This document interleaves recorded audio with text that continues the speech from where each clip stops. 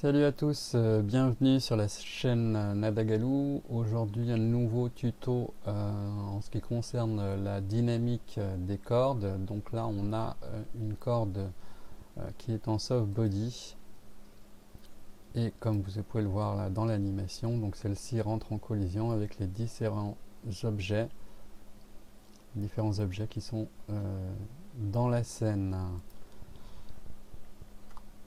Je vous montre aussi d'autres exemples de ce qu'on peut faire avec ce type de corde. On peut également faire une animation avec deux empty, dont un seul qui est animé. Vous pouvez également, donc là, un autre type d'animation où vous voyez la corde qui suit l'empty et qui vient percuter les différents objets. Vous avez également la possibilité, alors c'est pas celui-ci, voilà, donc de faire ceci. Donc la corde pousse la sphère et la sphère rentre en contact avec un cloth. Vous avez aussi la possibilité de faire ceci, c'est-à-dire de mettre une force comme là du vent, et vous voyez que la corde réagit avec le vent. J'en ai encore.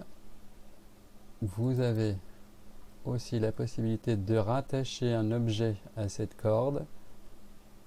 J'avais déjà fait un tuto comme ça d'une corde qui s'envolait autour d'un cylindre, si vous suivez régulièrement ma chaîne. D'ailleurs, je vous remercie de la suivre.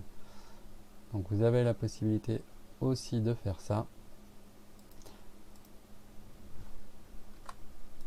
Et un peu plus complexe, la possibilité de faire ceci. Alors, qu'est-ce qu'on a là? On a une corde soft body. Je vais vous expliquer le paramètre ensuite. Là, on a deux sphères qui sont des rigid body. On a un sol qui lui aussi donc est en rigid body avec une collision. Pareil pour les différents objets. On va commencer d'abord par refaire un premier exemple. Donc, pour voir comment ça fonctionne. Alors, vous avez plusieurs possibilités. On va commencer par faire un curve, profil, on va faire un PAF. J'appuie sur Tab, donc vous avez ici le PAF. Pas besoin de le subdiviser. Vous faites Objet, Convert, Mesh. Voilà, maintenant vous avez un mesh avec plusieurs vertex.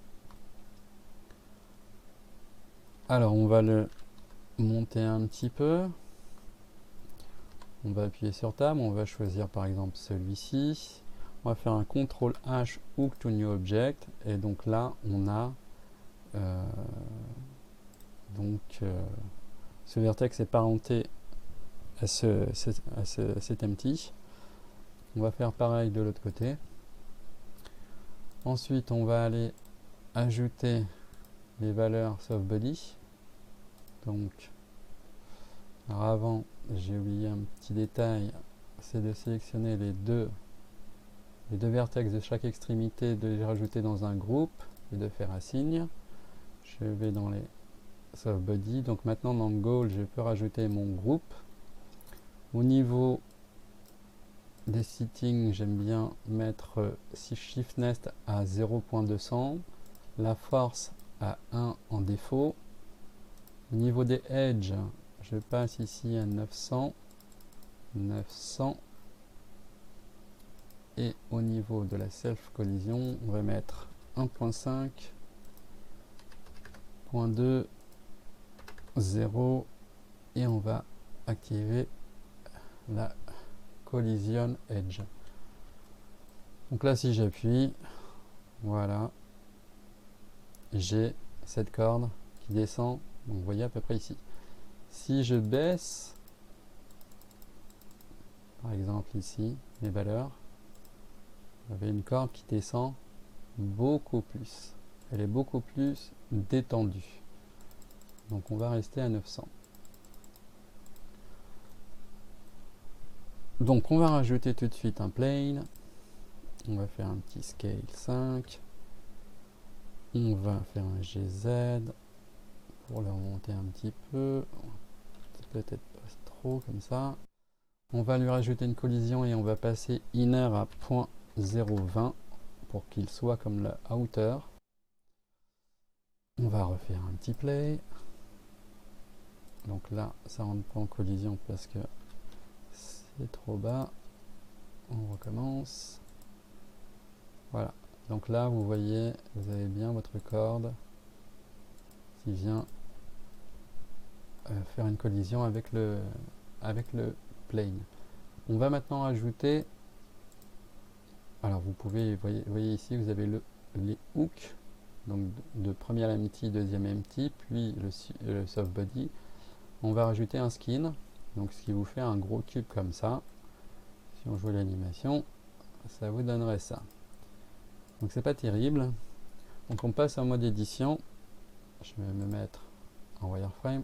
Vous appuyez sur A pour sélectionner l'ensemble des vertex. Vous appuyez sur N pour afficher ce panneau. Donc vous allez dans item et là vous passez la valeur à 0.020 et vous cochez ici Smooth Shading. Vous pouvez ensuite rajouter un subdivision de surface. Voilà, on va faire un petit matcap vite fait. Hop, voilà. Donc maintenant j'ai ma corde. Voilà. Je peux maintenant aussi animer, admettons, un de mes empty. On va le faire avancer par exemple. Donc on va faire un e-location. On va le mettre comme ça jusqu'à 40. E-location. Ensuite, il va avancer en G, Y, X. On va le mettre ici. I, location. On va encore faire un I, location. Et on va faire un GZ. I, location. Voilà. Donc maintenant, on lance l'animation. Voilà. Alors, il faut le laisser tourner une première fois. Voilà. C'est parti. Alors, quand ça bug comme ça, vous pouvez éventuellement faire le bake. Donc on va dans cache et on fait bake. Et ici, donc vous avez la corde qui a bien suivi le mouvement de l'empty. Donc les paramètres que je vous ai donnés sont importants au niveau du shiftness dans les settings, de la force dans les défauts, push pull à 0.900, self collision, c'est pour que lorsque la corde rentre en collision avec elle-même. Donc c'est important de le mettre. Et regardez bien mes valeurs parce que je travaille souvent avec ces valeurs. Donc ball size 1.5, shiftness 0.200 et dampening 0. Donc voilà pour dans un premier temps pour animer une corde avec, vous voyez ici, des empty. On va maintenant corser, pardon. On va corser un peu les choses. On va rajouter un nouveau cube, GZ, petit scale, GZ. Voilà. On va faire descendre un peu tout ça. On va lui mettre une collision et on n'oublie pas ici dans les objets collision toujours inner à 0.20. Ça c'est très important. Donc qu'est-ce qui se passe ici quand on lance l'animation? La corde traverse. La corde traverse pourquoi? Parce qu'on a fait un bake. Donc on délète le bake, on refait le bake et on lance l'animation. Et là maintenant, voilà, on a une corde qui s'anime très bien.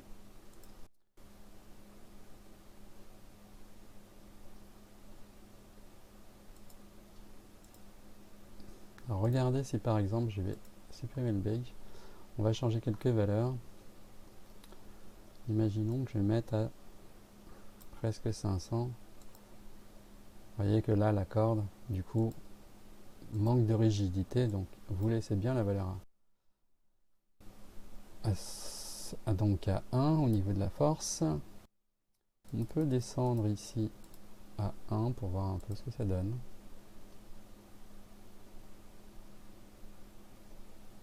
Voilà, donc vous voyez au niveau de la corde, regardez ici, de plus près, ça va être tout ce qui va être au niveau des pliures essentiellement. On va passer à 2 par exemple. Vous voyez que là la corde déjà elle a l'air un peu plus costaud. Bon, moi j'aime bien mettre à 1.5. Ok, donc voilà, donc là on a un soft body, des empty. Maintenant on aimerait avoir une interaction avec peut-être des rigid body. En point clove c'est simple, hein, point clove, hein, vous faites un shift A en plane, on va faire GZ, voilà. Je regarde à nouveau mon animation pour voir comment ça se passe. D'accord. Donc on va aller faire une subdivision. On va mettre à peu près 30 fois. On va sélectionner les contours. On va mettre ça dans un groupe. Ensuite, on va lui ajouter un clove. Et dans Shape, on va mettre le groupe. Je laisse les paramètres par défaut, on va bien voir ce que ça donne. Alors, là par contre, j'ai oublié de mettre une collision sur la corde. 0,20. Et on va aussi mettre une collision sur notre tissu. Regardez.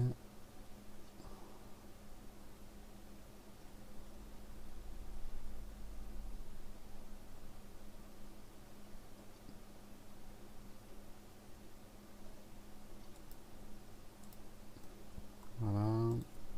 Je vais virer le cube. On va mettre plutôt le plane ici.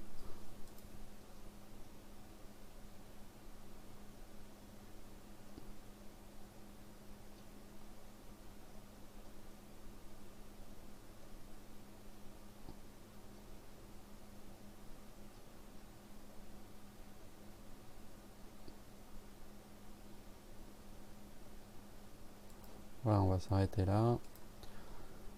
Donc je relance l'animation, donc on voit bien que le plane, d'ailleurs j'aurais pu le smoother, donc le lisser. Voilà, donc on voit bien la pliure qui se fait sur le plane quand la corde passe dessus. Ça moyenne un peu, il aurait fallu que je fasse un bake. Donc on va supprimer ce plane, on va continuer de s'intéresser à cette corde et on va essayer maintenant de jouer avec des rigid body. Donc je vais sélectionner cet empty, je vais faire Shift S, curseur to selected, je vais rajouter un. C'est marrant d'ailleurs.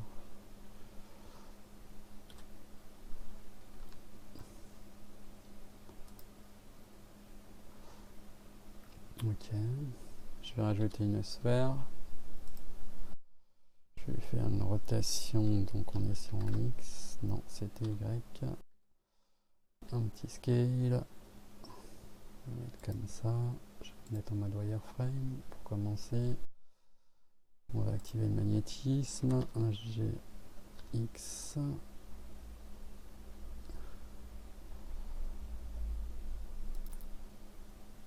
On va la mettre là, très bien. CTRL A, on va appliquer la rotation. On va faire un Shift D en X. Oups. Donc, Shift D en X. Positionner ici à peu près. On regarde ce que ça donne.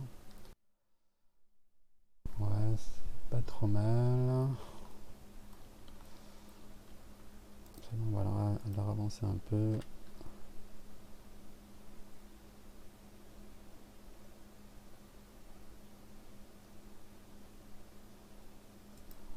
On va faire comme ça. On est bon. Alors, on va passer en mode édition. On va sélectionner le vertex de la sphère. Shift S, cursor to selected. Et maintenant, on va faire origine. Cette origine tout 3D curseur. Donc, le point d'origine était au centre. Maintenant, je l'ai mis au bord de la sphère. Et on va faire la même chose. Et on va faire la même chose donc de l'autre côté. Je passe en mode édition, je choisis le bon vertex, Shift S, curseur to selected, hop, objet, origine, tout 3D curseur. Voilà, donc là on est pas mal. Donc maintenant il faut passer les objets en... On va les passer en rigid body, dynamique, rigid body dynamique. On regardera ces paramètres par la suite. Du coup, il nous faut un sol qui soit lui aussi en rigid body mais en passive. Donc l'accord a une collision, c'est bon. On va faire un petit test, on va regarder ce que ça donne. Ok, donc là j'ai bien mes sphères qui tombent sur le sol. Alors maintenant le but c'est de rattacher la corde donc aux différentes sphères. Donc c'est simple, je vais aller dans mes hooks et à la place je vais mettre, alors ça c'est la sphère, donc c'est bon. Donc je vais mettre sphère et ici je vais mettre sphère 1. Faire un petit play.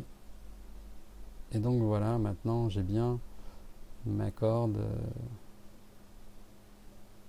qui est rattachée à mes sphères. Peut-être rajouter une collision sur les sphères aussi. 0,20 collision. 0,20. On va regarder ce que ça donne. Ouais, c'est pas mal. On va rajouter, donc on va faire Shift C pour remettre le curseur de l'endroit. On va faire un Shift A, on va rajouter un cube. On va aller scale, GZ, scale, GZ, on va tirer le magnétisme. Voilà, donc on va le mettre aussi en rigid body, passive, et avec une collision également, 0,20. Voilà, c'est bon. On va le déplacer, GX. On va se mettre en mode édition. On va sélectionner ces deux vertex. GX. Solution va le baisser. On va faire une sorte de petite rampe. Et on va regarder ce que ça donne.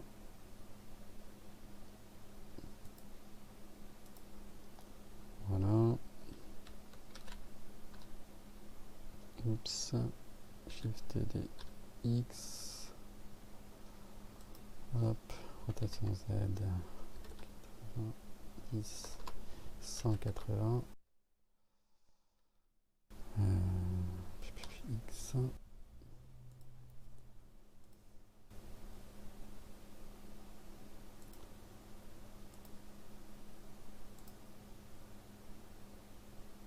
Et donc voilà, c'est pas mal du tout, je trouve. Vous pouvez ensuite jouer avec la friction de chaque objet. Je vais les smoother un peu d'ailleurs. Donc on va prendre cette... bon là du coup on n'a plus besoin de nos empty. Donc ici on va baisser la friction, on va mettre 0.100. Pareil pour ici, 0.100, on va juste faire ça. Et là donc vous voyez que du coup l'objet glisse. L'objet, donc la friction c'est ce qui permet de dire si ça accroche ou pas. Et donc là vous voyez que la sphère verte glisse beaucoup plus vite sur la rampe. Donc voilà pour ce qui est des frictions. Après on va se mettre en vue 1 et on va regarder ça de plus près pour le margin. Ouais, non, c'est bon. Ok, donc là on est bon. Du fait que je suis resté en convexe hull, j'ai pas besoin de jouer avec la margin in. Des fois, pour des formes complexes, il faut passer en mode mesh ici. Et il va falloir gérer ici. Si on va voir, on va faire un test. Je vais mettre en mesh. Je vais mettre ici en mesh. On va gérer ça. On va tester. Voilà, donc là je viens de le voir. Une petite marche arrière. Voilà. Vous voyez que là, du fait qu'on ait choisi sur la sphère et sur la rampe mesh, on a ici un espace. Et donc cet espace, il faut, si vous voulez, le réduire. Et donc, les 0 et vous cliquez à 1. Là, pareil, 0, un petit clic à droite. Et donc maintenant, voilà. Maintenant, vous voyez qu'effectivement, il n'y a plus d'espace entre la sphère et la rampe. Voilà. Donc, on peut laisser sur convexe hull ou mettre sur mesh si on a un objet qui est un peu plus... là, on a des formes assez plates. Donc, et si on avait peut-être quelque chose avec plus de volume, j'ai envie de dire, des volumes un peu plus lisses, il aurait fallu utiliser mesh et donc de gérer cette valeur sensitivité margin, donc 0.001. Donc voilà, j'espère que ça vous a plu aujourd'hui. Et donc maintenant, grâce à ces tutos, bon alors là ça bug un peu, il suffit ensuite de lancer le bake. Voilà. Et voilà, ça bug plus.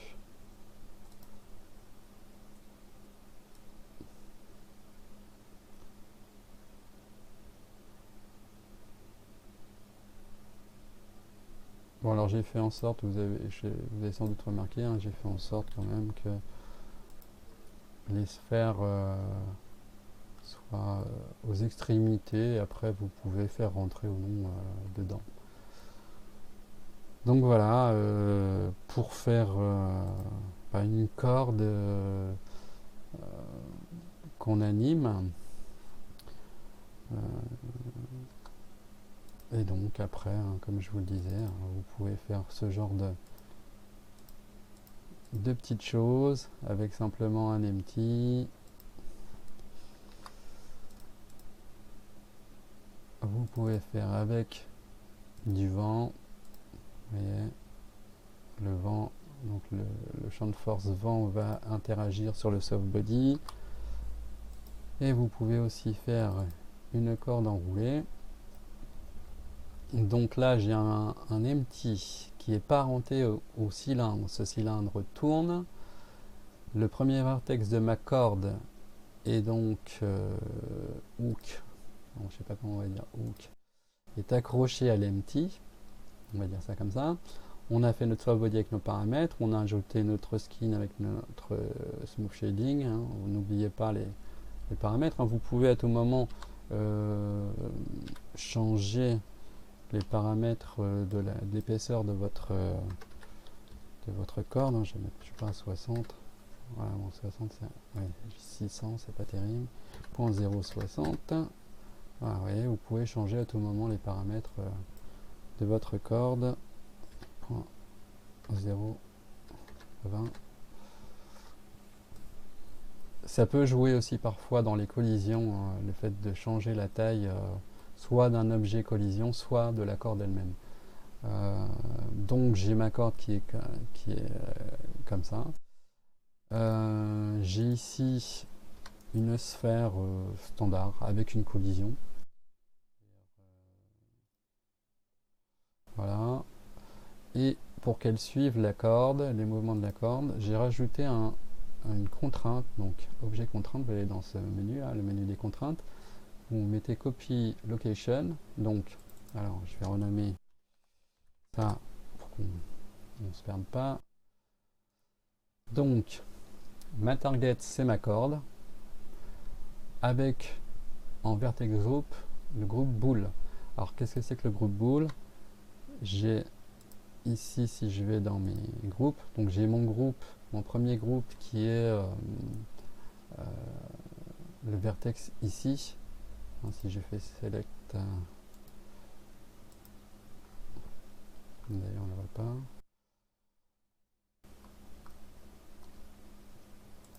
Ah oui non, je suis pas sur le bon. Voilà, donc c'est le premier vertex. Ensuite, je prends mon groupe bool, je fais select, et là c'est le dernier vertex de la corde. Donc, cette corde, on rajoute donc la target, la corde, et le groupe que j'ai mis, le groupe bool qui est en fait le dernier vertex de la corde. Là on touche à rien.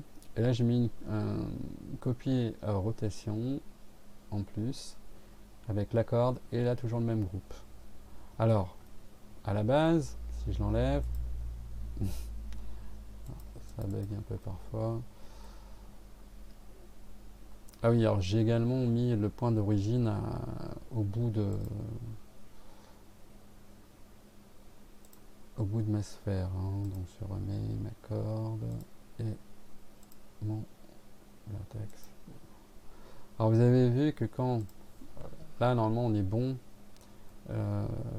au niveau des, enfin on est bon au niveau de la position de la sphère, mais dès que je mets le vertex,